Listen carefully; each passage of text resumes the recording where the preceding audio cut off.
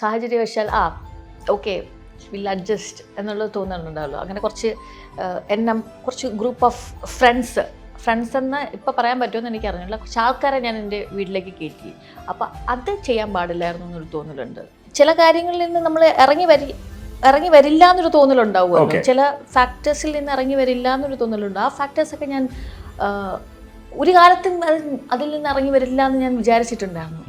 അപ്പോൾ അതിൽ നിന്ന് ഇറങ്ങി വന്ന സമയത്ത് കൊള്ളാലോ, ഞാൻ സ്മാർട്ടാണല്ലോ, I can make it, this is not such a difficult thing.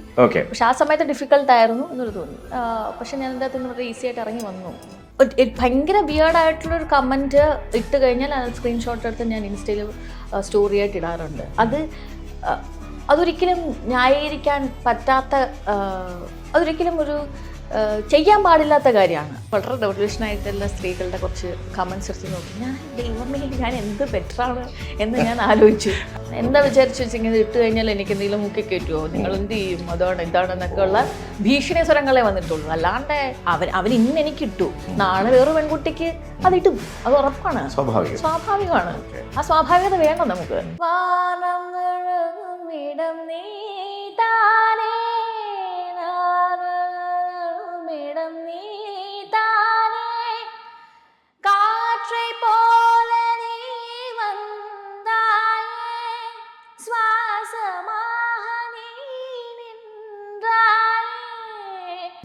അതുപോലെ തന്നെ സ്ലാങ്, ഇപ്പൊ നമ്മള് ലാസ്റ്റ് കോഴിക്കോട് സോങ്, അങ്ങനെ ഡിഫറെന്റ് സ്ലാങ് പാടും. അപ്പൊ ഈ സ്ലാങ് പാടുമ്പോൾ നമ്മൾ ഭയങ്കരമായിട്ട് ശ്രദ്ധിക്കണമല്ലോ. എന്തെങ്കിലും ഉണ്ടെന്നുണ്ടെങ്കിൽ പിന്നെ അത് വെച്ചിട്ടായിരിക്കും ഇതല്ലല്ലോ ഒറിജിനൽ സ്ലാങ്, പിന്നെ പാട്ട്, അങ്ങനെ സംഭവം ഉണ്ടല്ലോ. അപ്പൊ അതിന് എടുക്കുന്ന ഒരു എഫോർട്ട് എങ്ങനെയായിരിക്കും? അത് ആ സ്ലാങ് പഠിക്കുന്നു എന്ന് പറയുമ്പോൾ പഠിക്കുന്നതിലുപരി അത് നോട്ട് ചെയ്യുന്ന രീതികളുണ്ടല്ലോ. അത് നോട്ട് ചെയ്യുന്ന, അതായത് ഫോർച്ചുനേറ്റ് ഇനഫ് ഞാൻ പാടിയ സ്വഹീലി ലാംഗ്വേജിൽ അത് എഴുതിയിരിക്കുന്നത് നമ്മുടെ വയലാർ സാറാണ്.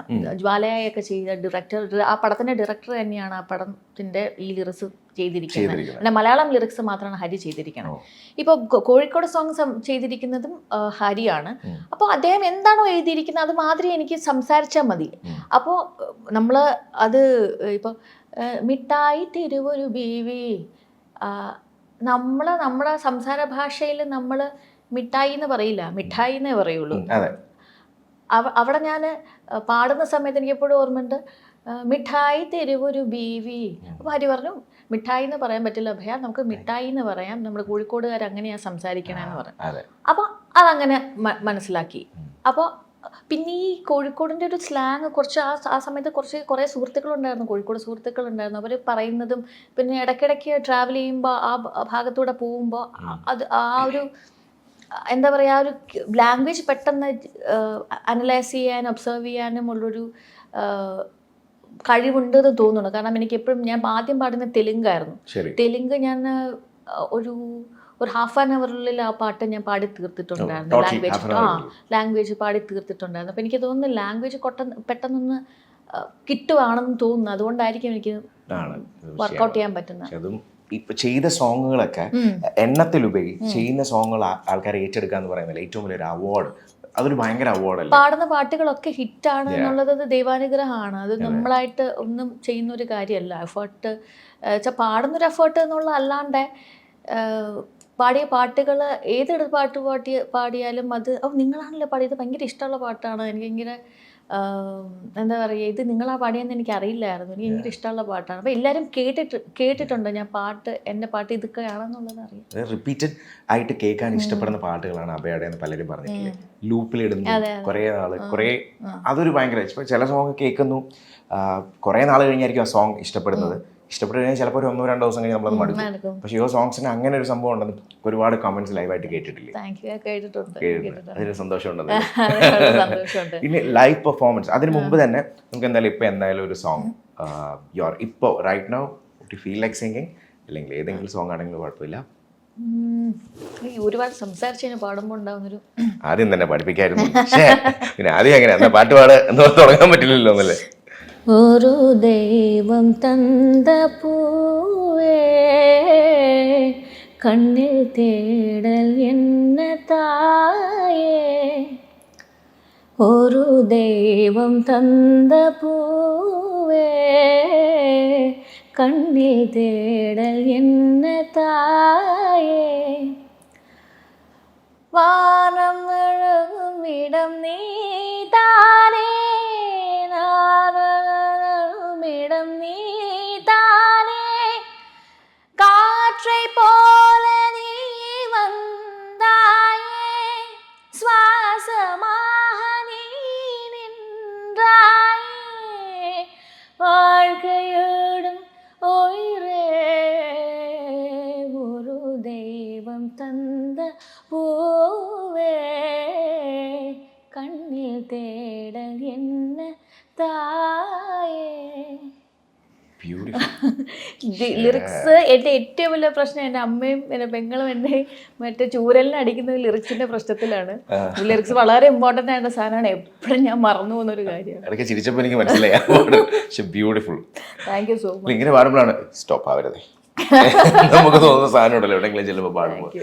അവയെ ഇപ്പം ഷോസ് ചെയ്യുന്നുണ്ടല്ലോ, ഇപ്പം ഒരുപാട് ഷോസുകൾ അല്ലേ? അപ്പം അങ്ങനെ നോക്കുമ്പോൾ ഈ ബാൻഡിനെ പറ്റി പറയുമ്പോൾ Hiranmayam is a it's like every other band. അത് വളരെ എന്താ പറയുക ഡിഫറെൻ്റ് ആയിട്ടുള്ളൊരു ബാൻഡൊന്നും അല്ല. പക്ഷേ എനിക്കൊരു ഒരു കർണാട്ടിക് ബേസ്ഡ് ആയിട്ടുള്ളൊരു ഇപ്പോൾ നമ്മുടെ ഹരീഷേട്ടനൊക്കെ ചെയ്യുന്ന മാതിരി ഒരു പ്രോഗ്രസീവ് കർണാട്ടിക് രീതിക്ക് കൊണ്ടുപോകാനാണ് കുറച്ചും കൂടെ താല്പര്യം. ഒരു ഇൻഡിപെൻഡൻറ്റ്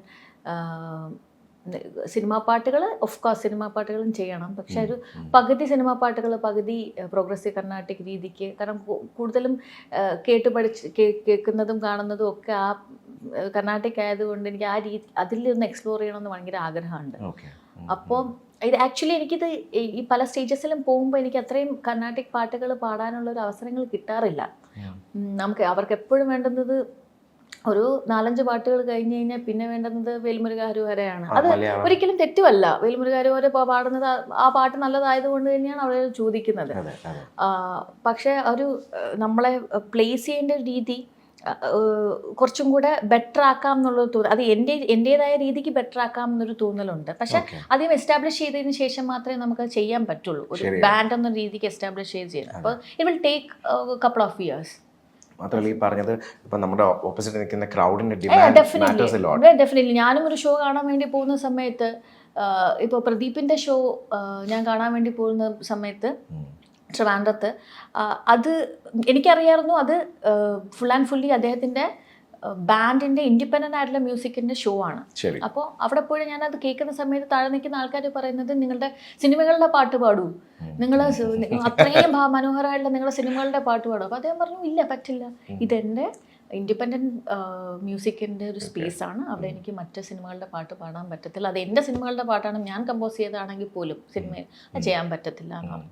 അപ്പോൾ അതിൻ്റെ ഒരു ഡിഫറൻസ്, ആ വേരിയേഷൻസ് ആൾക്കാർ കാണാൻ തുടങ്ങി. അതായത് അതും അംഗീകരിക്കാൻ തുടങ്ങി. സ്പേസ് വലുതായില്ല. എനിക്ക് ഇവിടുത്തെ ഏറ്റവും പ്രൗഡായിട്ടുള്ള കാര്യം, ഞാൻ ഹൈദരാബാദൊക്കെ കുറേ കാലം താമസിച്ചിട്ടുണ്ടായിരുന്നു.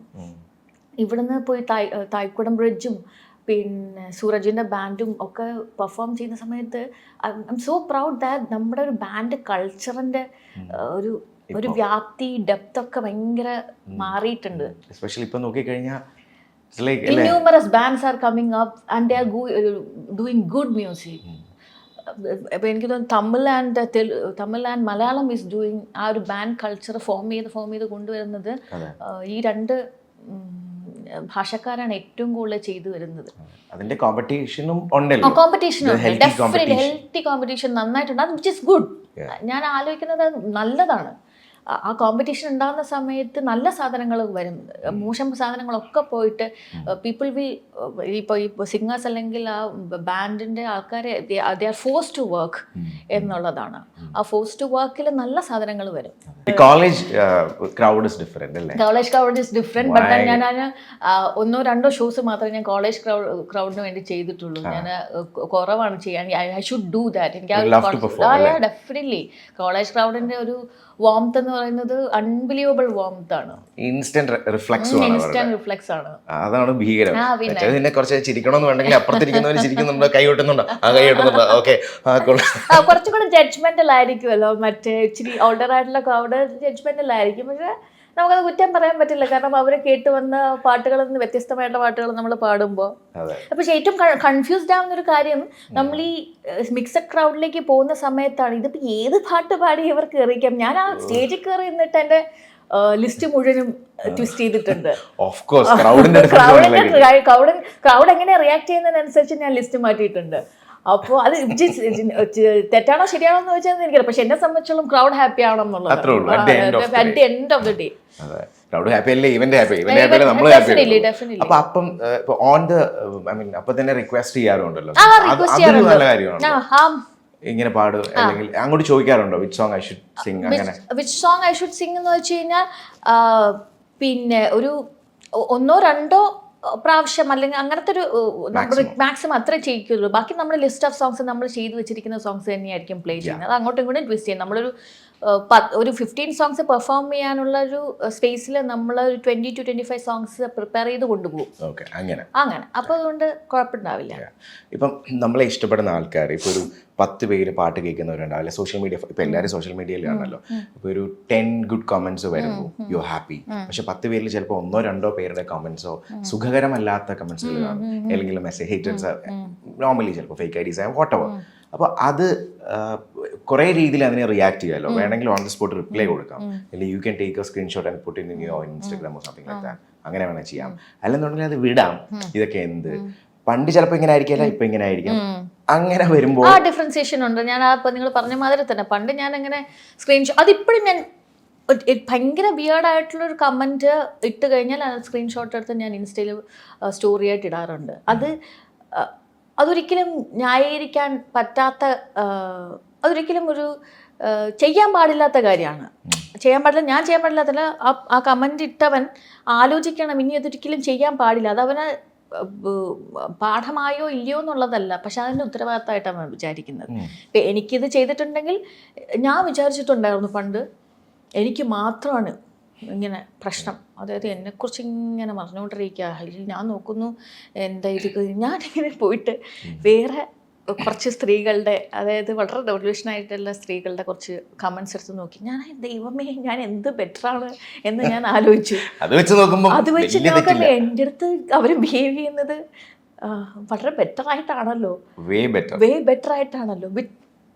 അത് ഒരു കാലത്ത് ന്യായീകരിക്കാൻ പറ്റുന്ന കാര്യമല്ല ഈ ചെയ്യുന്നതൊന്നും. പക്ഷേ എനിക്കൊരു ഉത്തരവാദിത്തം ഉണ്ട്. ആ ഉത്തരവാദിത്തത്തിൻ്റെ ഭാഗമായിട്ടാണ് ഇൻസ്റ്റയിൽ അങ്ങനെ ഒരു വിയേർഡായിട്ടുള്ള കമൻ്റ് ഉണ്ടെങ്കിൽ ഞാനത് എടുത്ത് പിന്നെ സ്റ്റോറി ആയിട്ട് ഇടുന്നത്. അല്ലാതെയൊക്കെയുള്ള കാര്യങ്ങളൊക്കെ ഞാൻ ഡിലീറ്റ് ചെയ്ത് കളയും. ചെറിയ ചെറിയ കാര്യങ്ങൾ, അല്ലെങ്കിൽ ഒരു ഡിഗ്രി കൂടിയ കാര്യങ്ങളൊക്കെ ആണെങ്കിൽ ഞാൻ ഡിലീറ്റ് ചെയ്ത് കളയും. നമുക്ക് ഹേർട്ട് ആവുന്ന കാര്യങ്ങൾ, അത്രയ്ക്ക് ചെയ്യാൻ പാടില്ല, സാമൂഹ്യ വിപത്താകുന്ന കാര്യങ്ങളെ ഞാനത് ഫോക്കസ് ചെയ്ത് ചെയ്യാറുണ്ട്. പിന്നെ നമ്മളെ സോഷ്യൽ റെസ്പോൺസിബിലിറ്റി ഉണ്ടല്ലോ, അത് അവൻ ഇന്ന് എനിക്കിട്ടു, നാളെ വേറൊരു പെൺകുട്ടിക്ക് അതിട്ടും, അത് ഉറപ്പാണ്, സ്വാഭാവികമാണ്. ആ സ്വാഭാവികത വേണം നമുക്ക്, കുറച്ചെങ്കിലും വേണമെന്നില്ല. അപ്പോ അത് കാണുമ്പോ അവര് തിരിച്ചു പറയാനോ ചേച്ചി സോറി അങ്ങനെ എന്തെങ്കിലും എക്സ്പീരിയൻസ്? ഇല്ല, അങ്ങനെ ഒരു എക്സ്പീരിയൻസ്, അങ്ങനത്തെ ഒരു ഉടുപ്പും ഒരു മര്യാദയും അവരിതുവരെ ചെയ്തിട്ടില്ല. അതിൽ അവർ ട്രിഗർഡ് ആയിട്ടേ ഉള്ളൂ. ട്രിഗർഡ് ആയിട്ടുണ്ട്. എന്താ വിചാരിച്ചു വെച്ചിങ്ങനെ ഇട്ട് കഴിഞ്ഞാൽ എനിക്ക് എന്തെങ്കിലും മുക്കി കയറ്റുമോ, നിങ്ങൾ എന്ത് ചെയ്യും, ഇതാണെന്നൊക്കെ ഉള്ള ഭീഷണി സ്വരങ്ങളെ വന്നിട്ടുള്ളൂ. അല്ലാണ്ട് അത് പിന്നെ ലീവ് ഇറ്റ്. പിന്നെ വേണമെങ്കിൽ നമുക്കൊരു സൈബർ കേസ് കൂടെ. പക്ഷെ സൈബർ കേസൊക്കെ വളരെ നമ്മുടെ ഇവിടുത്തെ സിസ്റ്റത്തിൻ്റെ ഭാഗമായിട്ട് ഭയങ്കര ലീനിയന്റ്. അവരെന്ത് എന്താ ചെയ്യേണ്ടതെന്ന് പോലും അവർക്കറിയില്ല. നമ്മുടെ ടൈം വേസ്റ്റ് ആവുന്നു. പിന്നെ അതിന്റെ പാതയെ കൊണ്ട് നമുക്ക് എന്തോരം കാര്യങ്ങൾ ചെയ്യാനുണ്ട്. ഇപ്പുറത്ത് അവൻ ചീത്ത വിളിച്ചു, അവൻ പോയി. പക്ഷെ നമ്മളതിന്റെ പുറകെ നടക്കുമ്പോൾ നമ്മുടെ വർക്കും നമ്മുടെ ഇതൊക്കെ ബാധിക്കുകയാണ്. അങ്ങനെ വിന്നാവണ്ട. അപ്പൊ അതുകൊണ്ട് ഇൻസ്റ്റയില് നമ്മുടെ സമാധാനത്തിന് ഇൻസ്റ്റയില് സ്റ്റോറി ഇട്ടിട്ട് നമ്മളങ്ങ് മാറും. Simple thing. ഇനി കുറച്ച് ഷോർട്ട് ക്വസ്റ്റ്യൻ. ഓക്കെ, അത് കഴിഞ്ഞ് ഞങ്ങളൊരു ഗിഫ്റ്റ് ഒക്കെ പ്ലാൻ ചെയ്യുന്നുണ്ട്. ഉണ്ടല്ലോടാ, റെഡി? കുറച്ച് ഷോർട്ട് ക്വസ്റ്റ്യൻസ്. ആൻഡ് ലൈഫിൽ ഏറ്റവും കൂടുതൽ റിഗ്രറ്റ് ചെയ്യുന്ന ഒരു വൺ തിങ്, അല്ലെങ്കിൽ ഞാൻ അത് ചെയ്യാൻ പറ്റില്ല, അല്ലെങ്കിൽ അന്ന് ആ പാട്ട് പാടാൻ പറ്റില്ല, അല്ലെങ്കിൽ അന്ന് അവരെ എന്തെങ്കിലും anything it can be. I shouldn't allow a lot of people in my life. That's the that I regret. Even though നമുക്കറിയാം ഇത് അലോ ചെയ്യേണ്ട വ്യക്തികളല്ല എന്നുണ്ടെങ്കിൽ പോലും നമ്മൾ യുനോ സാഹചര്യവശാൽ ഓക്കെ വിൽ അഡ്ജസ്റ്റ് എന്നുള്ളത് തോന്നുന്നുണ്ടാവുമല്ലോ. അങ്ങനെ കുറച്ച് കുറച്ച് ഗ്രൂപ്പ് ഓഫ് ഫ്രണ്ട്സ് എന്ന് ഇപ്പം പറയാൻ പറ്റുമെന്ന് എനിക്ക് അറിഞ്ഞില്ല. കുറച്ച് ആൾക്കാരെ ഞാൻ എൻ്റെ വീട്ടിലേക്ക് കയറ്റി. അപ്പം അത് ചെയ്യാൻ പാടില്ലായിരുന്നു എന്നൊരു തോന്നലുണ്ട്. അതായത് അന്ന് ഒരു ഓർബിറ്റ് പോലെ തോന്നിയ ആൾക്കാർ ഇപ്പൊ ഓർക്കുമ്പോൾ ഐ ഷുഡന്റ് എന്നുള്ളത് തോന്നലുണ്ട്. എന്തെങ്കിലുമൊക്കെ പ്രോബ്ലംസ് അവരിൽ നിന്ന് ഉണ്ടായിട്ടും ഉണ്ടാവാം. പ്രോബ്ലംസ് ഉണ്ടായത് കൊണ്ട് മാത്രമല്ല, they were not genuine. I'm a person who is very much എന്താ പറയുക ഒത്തൻറ്റിക് ആയിട്ട് എനിക്ക് നിങ്ങളുടെ പ്രശ്നം ഉണ്ടെങ്കിൽ എനിക്ക് പ്രശ്നമുണ്ടെന്ന് മുഖത്തൊക്കെ പറയാൻ എനിക്ക് പറ്റും. എനിക്ക് അങ്ങനെ എനിക്ക് വർക്ക്ഔട്ട് ചെയ്യാൻ പറ്റുള്ളൂ. എൻ്റെ കാര്യങ്ങൾ വെരി സ്ട്രെയിറ്റ് ആയതുകൊണ്ടുള്ള പ്രശ്നങ്ങളും എനിക്കുണ്ട്. അപ്പോൾ ദാറ്റ്സ് ദ തിങ്. ആ ഒരു ഓപ്പർച്യൂണിറ്റി ഉണ്ടായിരുന്നു, പക്ഷേ അതെനിക്ക് ചെയ്യാൻ പറ്റിയില്ല. അങ്ങനെ ഉണ്ടെങ്കിൽ എന്തായിരിക്കാം ഞാനായിട്ട് ബാക്ക് ഔട്ട് ചെയ്ത് എന്തെങ്കിലും ഒരു സംഭവം, പക്ഷേ ഇപ്പോൾ ഓർക്കും ബാക്ക് ഔട്ട് ചെയ്യേണ്ടായിരുന്നു എന്ന് തോന്നി എന്തെങ്കിലും ഉണ്ടോ? സർട്ടൻ സോങ്സ് ആയിരിക്കാം, അല്ലെങ്കിൽ എന്തുവാ ഉണ്ട്. ഈ എന്താ അൻവറിലെ കവിത പോലൊരു വഴി എഴുതിനേ നനവിൽ, ഈ പാട്ട് ആദ്യം എന്നോടാണ് അത് പാടാൻ പറഞ്ഞത്. അപ്പോൾ അന്ന് പാട്ട് എന്ന് പറയുന്നത് അവിടെ നിന്ന് കാണുന്ന ഒരു കൊള്ളാലോ എല്ലാവരും നന്നായിട്ട് പാടുന്നു, ഞാൻ മാത്രം നന്നായിട്ട് പാടുന്നില്ല എന്നുള്ളൊരു ആറ്റിറ്റ്യൂഡ് നിൽക്കുന്ന എന്നോടത്. പക്ഷെ ബേസിക്കായിട്ട് ഞാൻ പാടുന്നുള്ളത് അറിയാവുന്നത് കൊണ്ട് തന്നെയാണ് എന്നോടത് ചോദിച്ചത്. എൻ്റെ വോയിസും ഡിഫറെൻ്റ് ആയത് കൊണ്ടാണ് ചോദിച്ചത്. അപ്പം ഞാൻ സകലമായ ആൾക്കാരെ സജസ്റ്റ് ചെയ്യുന്നുണ്ട്, but I'm not suggesting myself. I'm not. And when he asked I said no, I'm not. എനിക്ക് താല്പര്യമില്ല.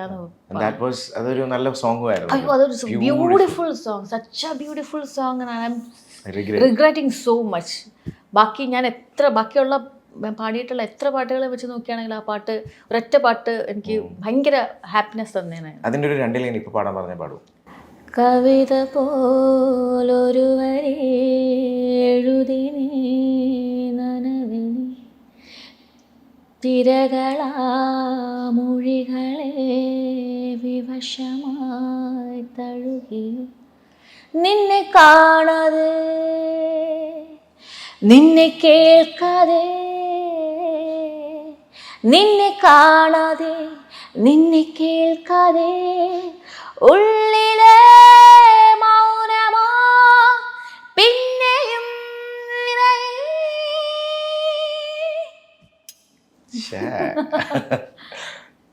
മനസ്സിലായി എത്രത്തോളം റിഗ്രറ്റ് ചെയ്യുന്നുണ്ട്. ലൈൻസും പാട്ടിന്റെ ഒരു കമ്പോസിഷൻ വൈസും ബ്യൂട്ടിഫുൾ സോങ്. കൈ കൊടുത്താൽ മതിയായിരുന്നു.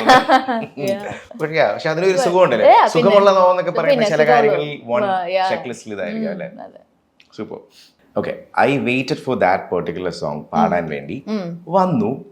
പക്ഷെ അൺഫോർച്ചുനേറ്റ്ലി ഞാൻ കാരണമല്ലാതെ എനിക്ക് ആ പാട്ട് പോയിട്ടുണ്ട്. കുറെ ഉണ്ടാവാം.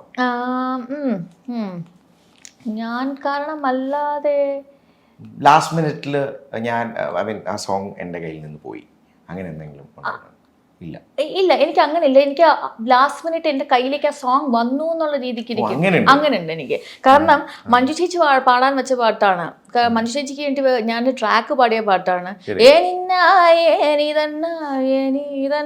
ചെയ്യാന് മഞ്ജു ചേച്ചിക്ക് താങ്ക്ഫുള്ളി ഫോർച്ചുനേറ്റ്ലി ഇനഫ് പാടാനുള്ള ടൈം കിട്ടിയില്ല, പടം റിലീസ് ചെയ്യണം എന്നുള്ളത് കൊണ്ട്. അപ്പോൾ എൻ്റെ വോയിസ് ആണ് എന്നുള്ളത് ഡയറക്ടറിന് അറിയില്ല. സമ്മൺ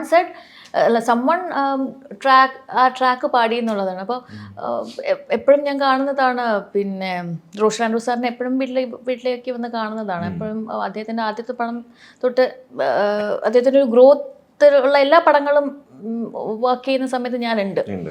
പക്ഷെ എന്നിട്ടും അത് ഞാനാണ് ട്രാക്ക് പാടിയെന്നുള്ളത് പറഞ്ഞിട്ടുണ്ടായിരുന്നില്ല.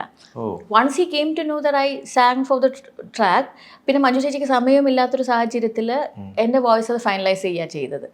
And I M so fortunate enough that ഞാൻ അങ്കിളുടെ കൂടെയാണ് പാടിയത്. ജയചന്ദ്രൻ അങ്കിളുടെ കൂടെയാണ് ആ പാട്ട് പാടുന്നത്. ഭയങ്കര ഇഷ്ടമുള്ള സിംഗറും കൂടെയാണ്. പക്ഷേ fortunate enough I got that song. അഭയ, ഭയമില്ല, ഫിയർലെസ്, ഭയമില്ലാതെ ചെയ്ത 2 കാര്യങ്ങൾ. ചില കാര്യങ്ങളിൽ നിന്ന് നമ്മൾ ഇറങ്ങി ഇറങ്ങി വരില്ല എന്നൊരു തോന്നലുണ്ടാവുമല്ലോ ചില ഫാക്ടേഴ്സിൽ നിന്ന് ഇറങ്ങി വരില്ല